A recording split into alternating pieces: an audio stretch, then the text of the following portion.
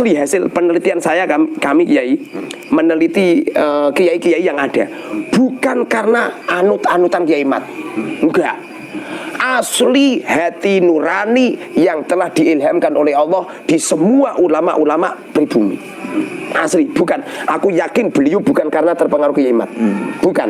Dan kiai-kiai yang ada di Indonesia ini itu hati nurani semua. Saya ataupun siapapun dari hati nurani. Dan rata-rata 99,9 semua yang tidak percaya bahwa itu Habib Nuriyah Rasul, muhibin kelas berat. Betul. Muhibin kelas akut seperti saya.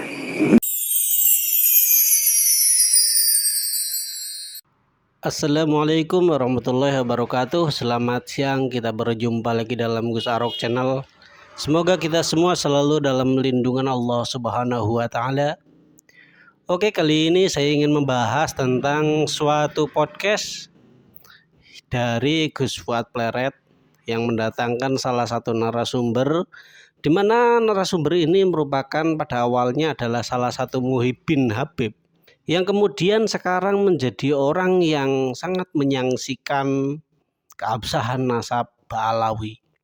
Ini bagaimana ceritanya seorang yang awalnya muhibin kelas berat, kemudian tiba-tiba berubah menjadi orang yang tidak percaya bahwa Ba'alawi itu keturunannya Rasulullah Shallallahu Alaihi Wasallam.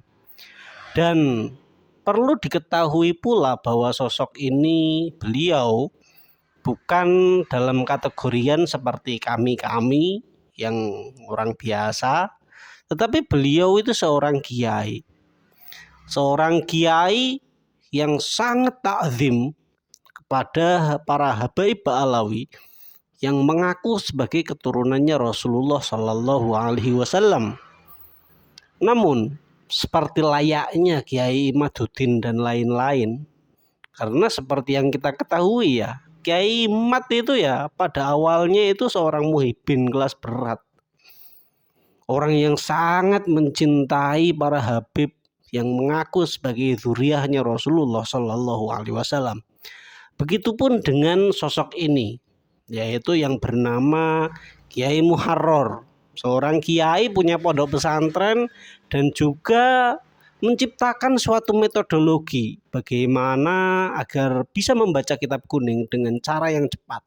Nah, tentu saja beliau itu sosok yang luar biasa, yang bukan pere-pere lah. Ilmunya sudah jelas lah, di mana seseorang sudah bisa menemukan suatu metode dalam suatu hal, tentu beliau itu sangat ahli dalam bidangnya. Dan beliau pada awalnya sama seperti Kiai Imaduddin, beliau sangat ta'zim, sangat hormat, sangat mencintai kepada para habaib yang mengaku sebagai keturunannya Rasulullah. Namun sekarang beralih meragukan ataupun membatalkan nasab dari Ba'alawi. Sebelum kita bahas lebih lanjut, mari kita simak videonya bagaimana pandangan-pandangan beliau terhadap Habib-Habib Ba'alawi dan bagaimana kisah pertemuan beliau dengan para Habib Ba'alawi. Mari kita saksikan. Sehingga gara-gara seperti itu, saya kok jadi mikir ya, berarti benar ini enggak dzurriyyah Rasul. Karena ciri-ciri dzurriyyah Rasul, ma'fil aba fil abna. Apa-apa yang terjadi pada ayah akan terjadi pada anak.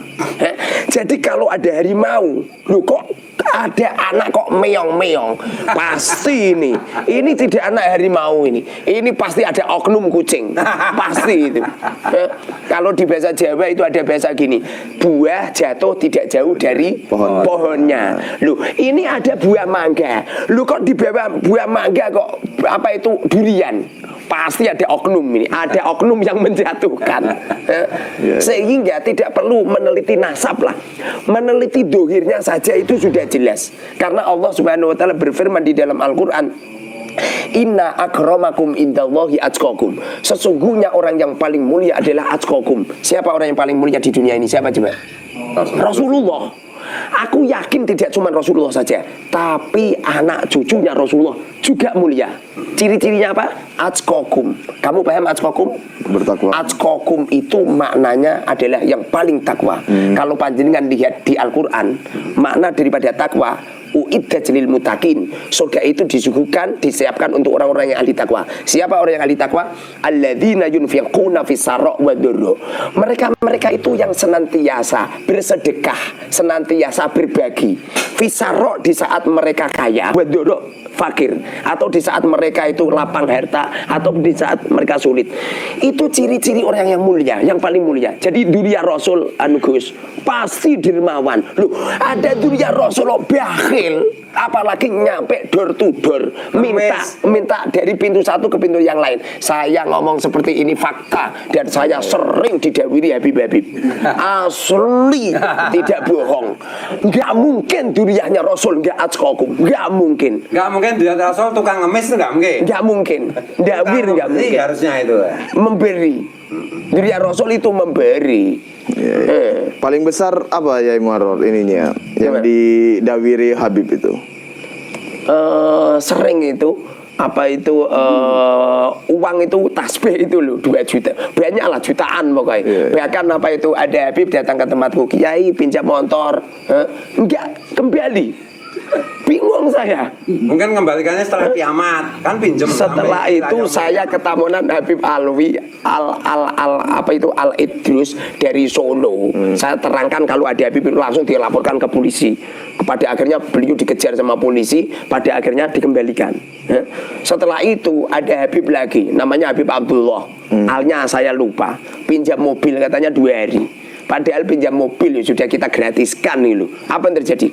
Nggak dikembalikan. Sampai sekarang? Nggak dikembalikan, nyampe berhari-hari, nyampe berminggu-minggu. Pada akhirnya Gus, saya itu sowan ke Kanjeng Sunan Kalijogo. Saya sowan ke Kanjeng Kalijogo, saya matur sama Kanjeng Sunan Kalijogo. Mobil saya hilang di bawah oknum Habib. Setelah itu saya selesai apa itu sowan ke itu Kanjeng Sunan Kalijogo. Saya ditemuin sama musafir. Musafirnya bilang gini, tapi saya meyakini ini nggak musafir ini pasti Kanjeng Sunan Kali. Musafirnya bilang gini, Kiai cari mobil. Iya, mobil Kiai warnanya ini. Iya benar, mobil Kiai Avanza. Iya benar, mobil Kiai di bawah Habib ini digadikan di tempat ini. Setelah itu toh saya buru, saya cari, digadikan di apa itu di tempat orang. Kebetulan yang gadi orangnya sangar. Jadi yang gadi bilang gini, Oke, seperti itu ya. Bagaimana tayangan videonya, bagaimana beliau menjelaskan dan juga bagaimana beliau menceritakan pengalaman hidupnya bertemu dengan para habaib. Yang pada awalnya ketika Kiai Maduddin itu menulis tesis tentang batalnya nasab Ba'alawi, Kiai Muharrar ini ya sering mengkritik Kiai Maduddin. Kok bisa-bisanya gitu ada seorang yang membatalkan nasabnya Ba'alawi. Padahal di Indonesia itu seolah-olah nasabnya Ba'alawi itu sudah sughroh wal istifadhoh. Seolah-olah sudah disepakati oleh banyak orang bahwa Habib Ba'alawi itu merupakan keturunannya Rasulullah Shallallahu Alaihi Wasallam.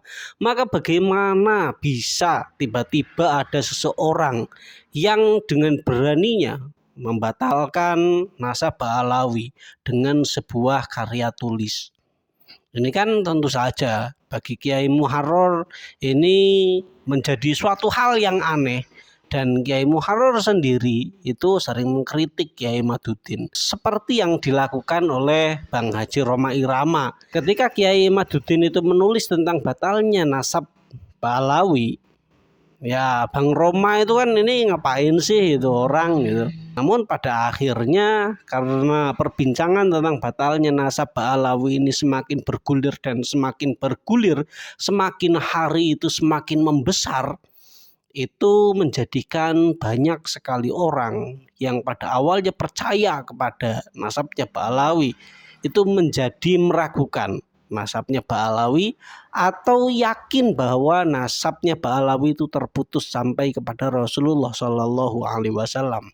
Dan pengalaman Kiai Muharrar ini sangat menarik untuk kita cermati, di mana beliau ini seorang kiai yang sangat menghormati habaib, yang sangat mencintai zuriyahnya Rasulullah Shallallahu Alaihi Wasallam, tetapi karena rasa cintanya, karena rasa hormatnya itu, beliau ya sering didatangi oleh para habaib.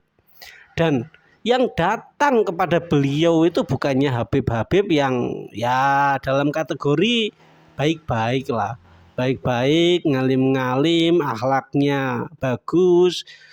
Yang datang ke tempat beliau itu bukan habib yang seperti itu kebanyakan. Yang dialami oleh beliau malah sebaliknya.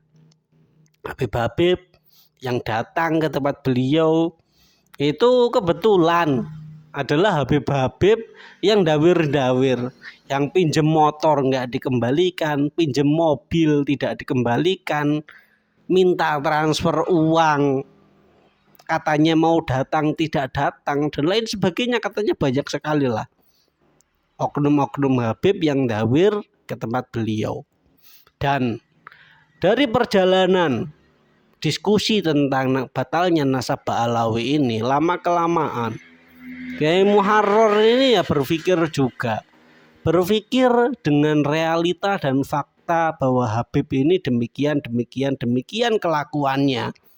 Apakah memang benar Habib itu seorang keturunannya Rasulullah? Padahal Rasulullah itu bukan tukang dawir.